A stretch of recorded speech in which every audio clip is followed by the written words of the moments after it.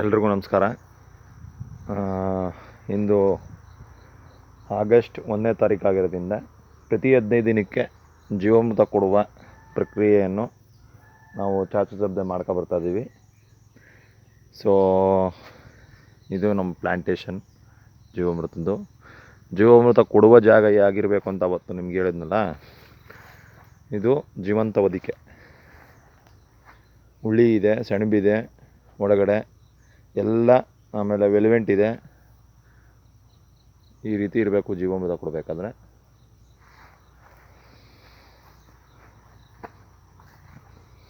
ಈ ಫ್ಲಿಂಕರ್ ಸಿಸ್ಟಮ್ನಲ್ಲಿ ಎಲ್ಲ ಹೋಗಿ ಹೊದಿಕೆ ಒಳಗಡೆ ಬಿಡುತ್ತೆ.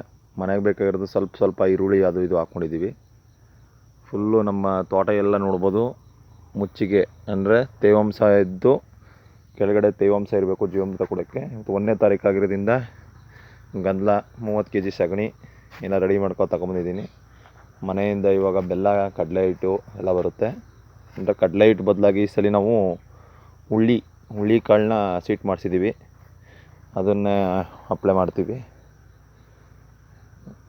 ಈ ಸಲ ಕರೆಕ್ಟಾಗಿ 15 ದಿನಕ್ಕೊಮ್ಮೆ ಜೀವಾಮೃತನ ಪ್ರಕ್ರಿಯೆಗಳು ಆಗಬೇಕು. ಒಂದು ತಿಂಗಳಿಗೆ ಏನು ನಾವು 1200 ಲೀಟ್ರು ಬಡ ತೊಟ್ಕೊಂಡಿದ್ದೀನಿ, ಅದನ್ನು ಚಾಚು ಮಾಡ್ಕೊಬರ್ತೀನಿ.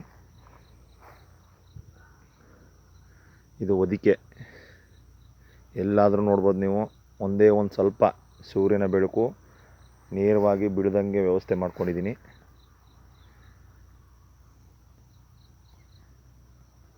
ಎಲ್ಲ ಕಡೆ ಆಲ್ ಓವರ್ 1 ಎಕರೆಗಳು ಕೂಡ ನಿಮಗೆ ಎಲ್ಲೂ ಕೂಡ ನೋಡೋಕ್ಕೆ 1 ಇಂಚು ಜಾಗ ಸಿಗಲ್ಲ, ಖಾಲಿ ಭೂಮಿ ಸಿಗಲ್ಲ.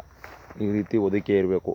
ಇದು ಅಡಿಕೆ ಮರದ ಕೆಳಗೆ ಬೇರೆ ಸುತ್ತ ಹೊದಿಕೆ. ಇಲ್ಲಿ ಜೀವಾಮೃತ ಬೀಳುವಂಥ ಪ್ರಕ್ರಿಯೆ ಆಗುತ್ತೆ. ಇಲ್ಲಿ ಬಿದ್ದಾಗ ಇವೆಲ್ಲ ನೋಡಿ, ಗೊಬ್ಬರದ ಗಿಡ ಇವೆಲ್ಲ ಹಾಕಿರಬೇಕು ಒಳಗಡೆ. ತೋಟ ಅಂದರೆ ಖಾಲಿ ತೋಟ ಇರಬಾರ್ದು. ಖಾಲಿ ತೋಟ ಇದ್ದರೆ ನೀರಿನ ಆಕಾಂಕ್ಷ, ಗೊಬ್ಬರದ ಆಕಾಂಕ್ಷೆಗಳು, ಮರ ಗಿಡಗಳ ಆರೋಗ್ಯನೂ ಕೆಡುತ್ತೆ. ಇವೆಲ್ಲ ಅನುಭವಿಸ್ಬೇಕಾಯ್ತದೆ.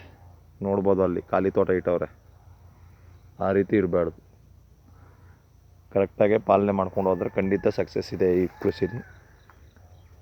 ನಮ್ಮ ಸೀತಾಫಲ ಬಿಟ್ಟಿದೆ, ಮೊದಲೇ ಬೆಳೆ ಇದು. ಅಂದರೆ ಚಿಕ್ಕ ಗಿಡ, ಒಂದೇ ಒಂದು ಕಾಯಿ ಇದೆ. ಅದಕ್ಕೆ ಇದಾಕಿ ತಿನ್ನೋದು ದಪ್ಪ ಮಾಡ್ತಾ ಐತೆ. ನೋಡೋಣ, ಸಿಕ್ಕಿದ್ರೆ ತಿನ್ನೋಣ, ಇಲ್ಲ ಅಕ್ಕಿಗಳು ತಿನ್ಕೊಳ್ಳಿ ಅಷ್ಟೇ. ಜೈ ಸುಭಾಷ್ ಪಾಳೇಕರ್, ಜೈ ಗೋ ನಿರ್ಮಲ.